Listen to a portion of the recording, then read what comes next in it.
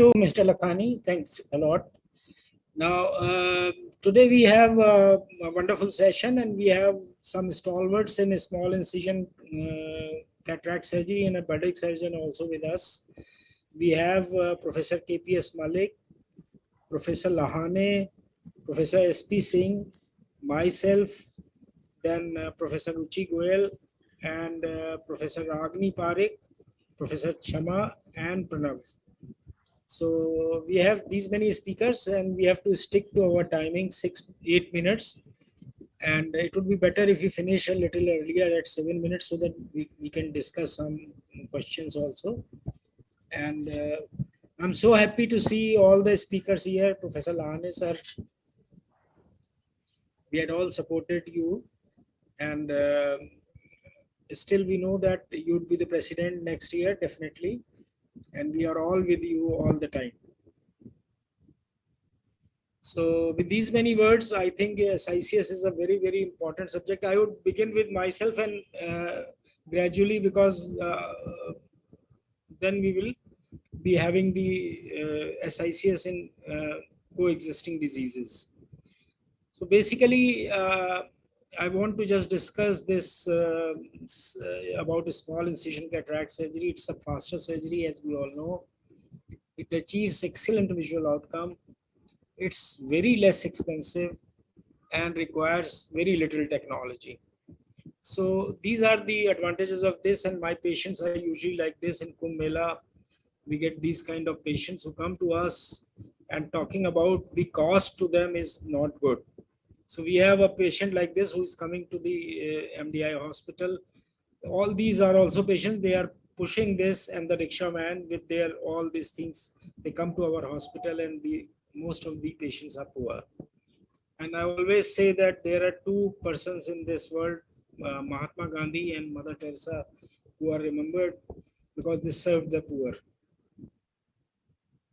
So just a few pearls with videos I would like to share with you all. This is about a small incision cataract surgery through 4 millimeter incision. It was a phacomorphic glaucoma, and we did it through 4 millimeter. You can see it's a phacomorphic glaucoma. The cataract is hypermature. The advantage here is that the cortical matter is there. If you can just aspirate it before doing the surgery, you can easily do SICS through a smaller incision. Not necessarily 4 millimeter, it could be 5 millimeter also. And then you might implant. It's a difficult thing to do capsulorhexis in these hyper mature swollen lenses. So sometimes the rhexis may run, but somehow I could save in this case. And you can see I could complete the rhexis. A large rhexis is required, as we all know. Then you make a side port and aspirate the cortical matter, the milky material that is there in the anterior surface of the lens, that we remove. And then we enlarge it to 4 to 5 millimeter incision. And inner incision, as you all know, is always larger. Then we do rhexis. Rhexis is actually, hydrodissection is not required in this case. We simply rotate it and do a phacosection here. And you can see it is coming out of 4 millimeters. It has broken into several pieces, and we'll be able to prolapse this. This is through a smaller incision, and we can complete the surgery.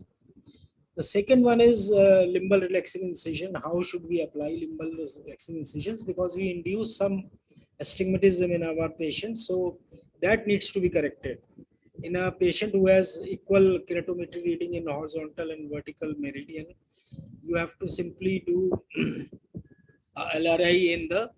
So this is what it does. The incision causes, frown incision causes some astigmatism about 1 to 1.5 diopter, which can be corrected by going to the temporal side and giving a limbal relaxing incision, which is usually 6 millimeters, 600 micron deep.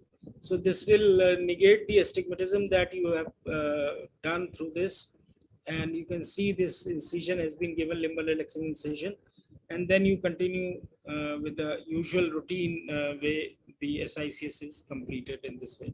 So this gives you 6/6 vision post-operatively. without any astigmatism.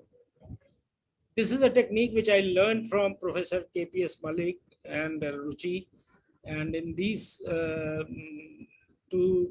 this technique, we give just 2 vertical cuts at the tip, at the end of the frown incision, and that acts like a bridge. And this this prevents astigmatism because it prevents sagging of the wound downwards. So you see this, these are the small incisions that I have given, and then I continue. So the incisions are given here at that this point, and then you continue the surgery. You can see the dimple has been made. So this will prevent the astigmatism. We don't need to go further into this. We do our axis and all that. Then I always say that the iris hooks can be used, and we all do phacoemulsification in small pupils, which Professor S.P. Singh would show us. And you can apply iris hooks and do good SICS without any problem. So what you need to do is apply these iris hooks, and you will find that there is no problem in delivering the nucleus out of the incision. You make 4 ports as usual, as you make in this, and then you apply iris hooks, and then you continue the surgery, and you'll find that it's a very useful technique. Don't need any expensive equipments. So you apply these hooks there and pull it. Take care that you don't pull. This was a case done long time back, and I'm trying to pull it very close to the limbus. I mean, this should not be so much of pulling of the iris up to this place. Rather, it is better to do a little less, because then the chamber becomes shallow and it's slightly problematic. So it's quite an old video of mine, and you can see there were Seineke in this case. So now you simply do rhexis. A large rhexis is always required in a small incision cataract surgery. So you do this, and then you extend the incision, and a hydrodissection will lift the nucleus out of the bag. Rotate it, you can see that there are marks of Seineke, and take out the nucleus. You see the chamber is not disturbed, and you can easily finish off the surgery without any problem. Then these days you will find that people are aspirating the visco from behind the lens. So you can easily do this in SICS also. So what you have to do is you go with the Simcoe behind the lens and remove the visco from behind the IOL, so that your placement of the lens is good, and there are no visco material or any dirt behind the IOL. So that will help you a lot. So this is one technique that can be adapted easily, and one can finish off the surgery without any problem. For cortical cleaning, I learned this. Actually, I used to do, but then it was re-emphasized by our associate professor, Dr. Sharma, that this is a very good technique. You must make a side port. So I always make a side port and then do the cortical matter, which is easily done in a small pupil, and if you have a subincisional cortex, this side port is a better way, and the chamber remains tight. No surge is seen in these cases.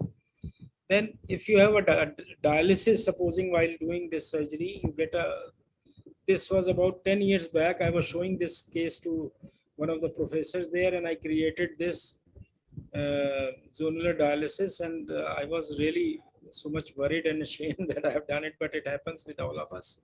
And by the way, it was being recorded.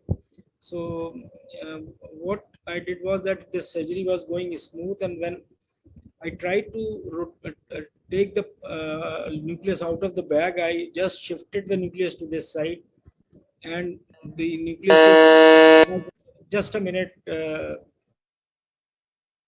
One more video is left. So you simply, I did a zonular dialysis here, and this maneuver, I did this. And then what you can do is, you can make an incision here this dialysis is there. The best way is to go through the temporal side with the nucleus and take it out. Like I made an incision here, and then I took out the nucleus from there and then did vitrectomy and finished off the surgery. So you can prevent lens dislocation. You can also do this implantation under the fluid like this. You can do it without any problem. And this is the fluid going through the Simcoe from the side port, and then you can simply implant the lens, so you don't need to remove the visco expression. A chevron incision is better always, and posterior capsular access sometime may be needed, like in this case. This is a big plaque there, and I made a large posterior capsular access in this case, and can be done if you keep on implanting putting viscoelastic material, and then on top of that you can implant the lens very easily in the back. So we did a posterior capsular access in this because there was such a would have diminished.